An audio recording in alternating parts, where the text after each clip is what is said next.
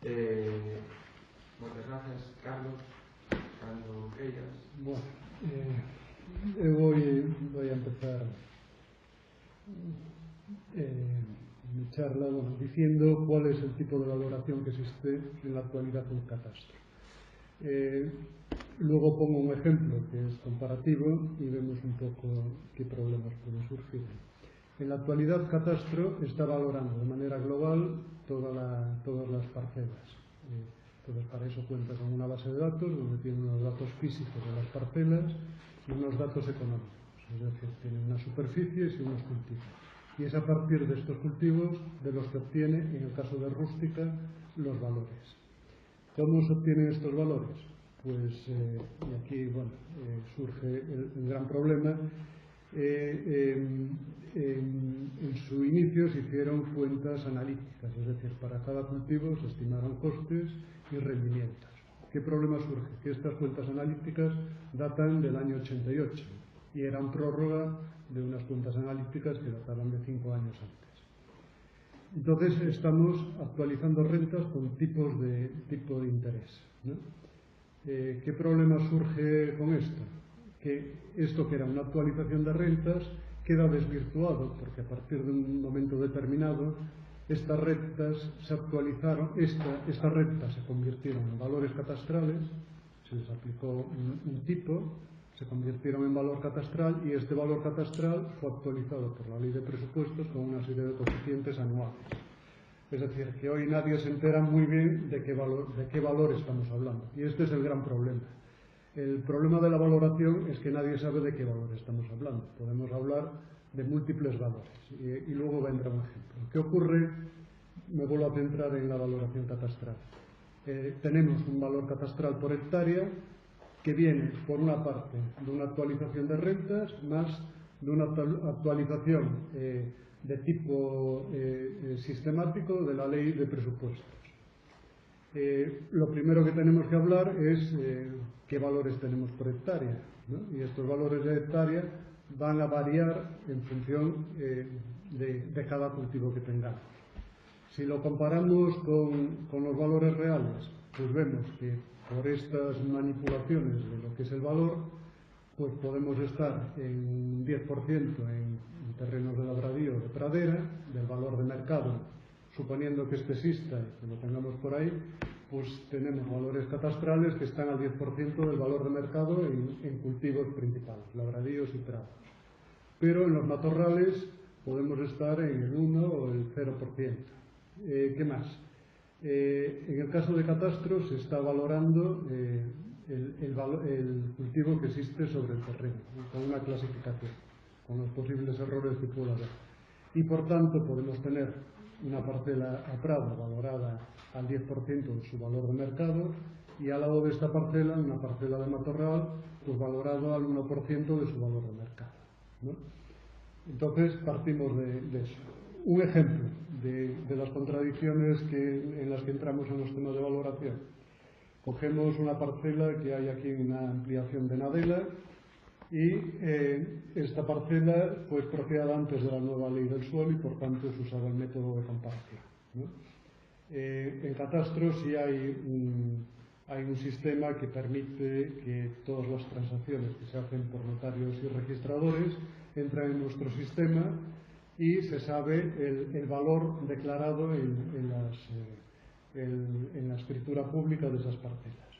Entonces, esta era una carretera muy importante, yo en aquel momento estaba en el jurado de expropiación de aquí de Lugo, pues se hace un estudio de los valores determinados por allí y se ve que, bueno, hay las transacciones, se ve primero que ya uno no entiende nada, porque los valores declarados son totalmente dispersos y no responden a ningún patrón, entonces ya vemos que ahí ya tenemos un problema. Pero bueno, se desechan una serie de muestras por valores ridículos o por valores demasiado altos, ¿no? Entonces se estima que hay un valor para lo que es este corredor de 18 euros por metro cuadrado y se utiliza pues ese valor pues para hacer la valoración. Años después surge una reclamación y el otro día, pues viendo esto, acudo a la parcela, veo valor catastral, bueno, pues casi por no parecer ridículo, diría unos euros, aunque eran unos céntimos de euros, ¿no? Porque estaba Matorral, a pesar de estar al lado de una carretera nacional, ¿no? Veo que el señor lo primero que presenta es, se mete en la base de datos de Facenda y mete sus datos.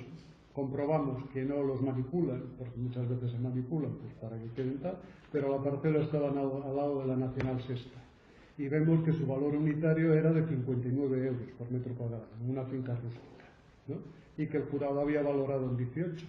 Es decir, hemos tenido para una misma parcela un valor fiscal realmente ridículo, un valor a efectos de transmisiones y que se usa pues para contrastar con la valoración de expropiaciones y que no tienen absolutamente ninguna relación entre sí, ¿no? Y ese podría ser un gran motivo de... y por otra parte vemos que esta expropiación en realidad lo que está dotando es también de un gran servicio a todas las parcelas colindantes a la carretera, con lo cual en este caso a lo mejor no es tan evidente, pero en algún caso de algún polígono industrial ilegal que hay por aquí por Lugo, pues les está dando una vía de servicio que si no se tendrían que costear los señores correspondientes. Entonces, cuando hablamos de valor, tenemos que hablar de qué valor y para qué. Si queremos hacer una valoración masiva, pues creo yo que tenemos que decir, lo primero es, posiblemente nos vamos a equivocar cuando se produzca una transacción real. El señor, pues en función de distintos intereses, va a pagar un precio determinado, ¿no? Pero estamos hablando de valoraciones masivas. ¿Y qué se pretende con una valoración masiva? Pues valorar de una manera general, teniendo en cuenta todos los parámetros que influyen y a costa de equivocarnos, posiblemente. Pero lo que habría que establecer con cualquier tipo de valoración es una metodología y decir cómo tenemos este valor, para qué lo obtenemos y si es posiblemente modificable y si va a tener... si se va a poder modificar en función del tiempo y en función de todos los datos que obtengamos.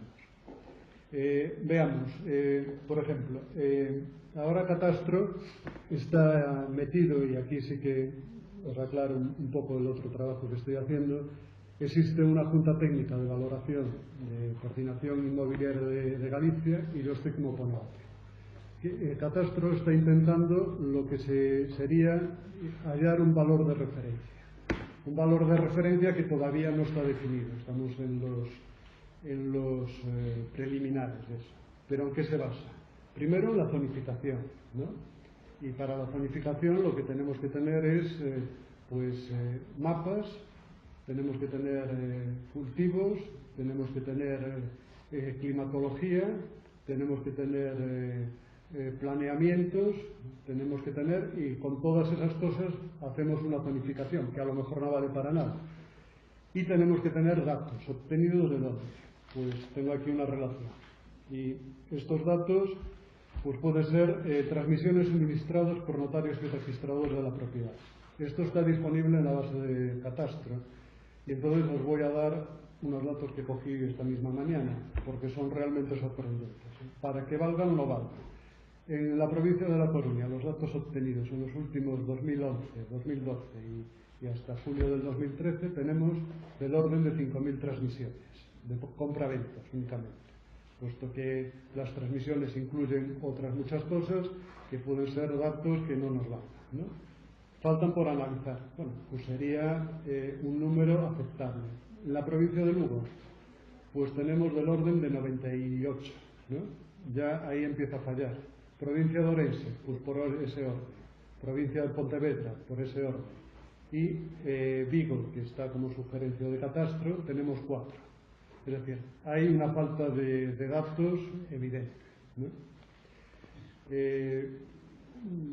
Como abordar una tarea de la valoración, pues exige, yo no sé cómo voy de tiempo, ¿no? Exige pues tener muchos datos, ¿no? En principio tendríamos estos valores de mercado que habrá que tratar con estadística para saber y rechazar muestras. También hay una manipulación siempre en el tratado de las muestras, pero bueno, supongamos que cogemos las muestras, eliminamos, que eso es importante en Galicia, todas aquellas que lleven asociada pues una edificación, ¿no? y obtenemos muestras de parcelas de suelo con un cultivo determinado, ¿no? Vemos que las que tenemos disponibles en todos estos años no son suficientes. Para La Coruña podrían servir y no sé yo, habrá que analizarlas, puesto que en todos estos años hemos visto que hemos tenido un proceso de nuevos planes generales muy expansivos, tremendamente expansivos, que en algunos municipios prácticamente solo dejan como suelo rústico lo que es el monte, ¿no? En otros municipios, por lo que he visto en provincia de Pontevedra, solo dejan todo lo que es las mejores tierras municipales se han convertido en suelo urbano de núcleo rural, ¿no? Y bueno, habrá que ver si esas 5.000 muestras sirven para algo, pero desde luego en la provincia de Lugo no nos sirven para nada. Con 90 muestras no podemos hacer absolutamente nada. ¿Qué más? Podemos ver las valoraciones que se hacen a partir de tasaciones. Bueno, aquí sí hay un campo muy pequeño, pero sí hay. En la Delegación de Hacienda también se hacen valoraciones generalmente de fincas de patrimonio del Estado, que son las de desconocidos de las concentraciones parcelarias. Se valoran estas fincas a valor de mercado y se hacen subastas públicas. Pues aquí tenemos una base de datos, pero no dejan de ser limitadas. Sirven de contraste, pero un número limitado. ¿Qué más? Y ahora pasamos, pues no sé, a los precios de oferta de Internet. El otro día estuve viendo las bases de datos, faltan por analizar, pero habría del orden pues, entre 1.000 y 2.000 por provincia en bases de datos. Generalmente vienen como fincas rústicas y habría que eliminar de ellas todos los que son, primero, que se puedan identificar, que ya es un hándicap, ¿no? Segundo, que no ponga el término urbanizable. Segundo, que no tenga construcción. Creo que ahí hay unas limitaciones muy importantes de los datos que vamos a obtener. Tenemos, por ejemplo, las encuestas de precios de la tierra. Nos dan valores a nivel global de Galicia y, bueno, establece un marco máximo mínimo donde basar las valoraciones. Y luego estarían, pues bueno, los jurados provinciales de expropiación o el jurado, lo que establece la Xunta, que bueno, que también tiene sus limitaciones. No voy a hablar ahora de ellas.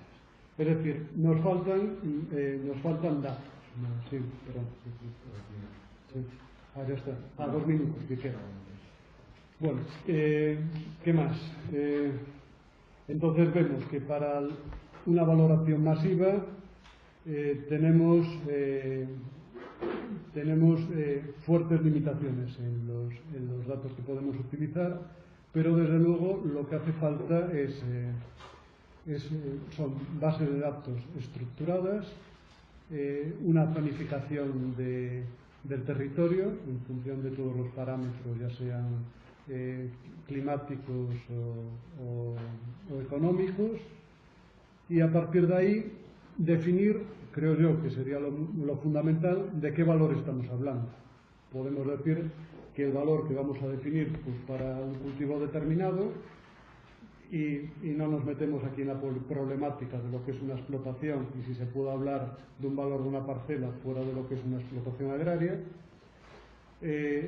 Si vamos a definir un valor que es potencial o es un valor real, si vamos a definir y como los datos que tenemos, en realidad lo más importante creo yo sería definir de qué valor estamos hablando y cómo se obtiene este valor y las fuentes de las que obtenemos los datos para calcularlo.